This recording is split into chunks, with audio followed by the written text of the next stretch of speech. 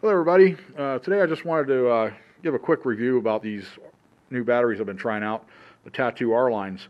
But I've been running these Tattu 95C 850 batteries on my 3-inch quads, and they do quite well.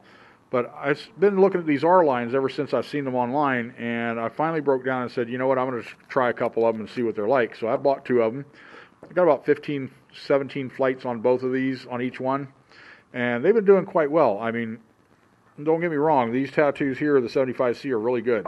But a couple of things I have noticed about them. One, there's a slight bit more punch when you hit the throttle, just a little bit, especially when the battery's fresh.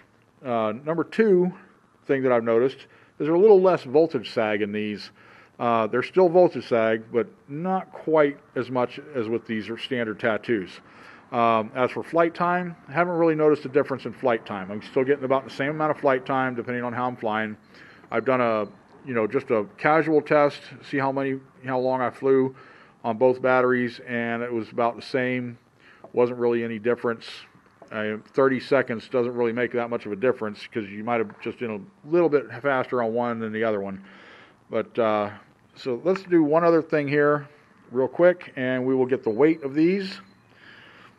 And the regular Tattu, 105.5, and the R lines, 105.9, and that might be because there's a little bit of breeze just came through here. Let's try that again. 106. Try it one more time. 105.9. Let's put this one back over here. 105.6. So they basically weigh the same. There's no difference in the weight, but yeah, if you want a little less voltage sag, I'd go with the R lines. They are a little bit more expensive than the standard Tattus, just by a few dollars. These run around 20 bucks. These run around 16, 17 bucks, depending on where you get them. So I'd say if you're racing and you want a little less voltage sag, go with these. If you're just doing casual flying, you can go with these and save a little bit of extra money. But either way, these would work. And I've been flying these two in comparison to these for a while now, and 17 flights each on these, and they have done quite well. Yes, the main thing I've noticed is the voltage sag is a little bit less with the R lines. So there you go, Tattu R line 4S 95C.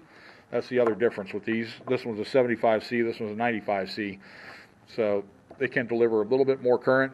And as for temperature, I really haven't noticed that much of a difference in temperature when I pull them off the quads. They still feel about the same warm-wise, how warm they get. So they say that they're not supposed to get as hot, but I really haven't noticed that difference. Maybe it's just me. Maybe it's just the way I was flying them. Who knows? But they, temperature-wise, are about the same when they come off the quad. So there you go. Quick video on the Tattu R line 95C 850 4S. So thanks for watching, and don't forget to subscribe, hit that notification bell, like, dislike, comment, whatever you want to do, and we will catch you on the next one.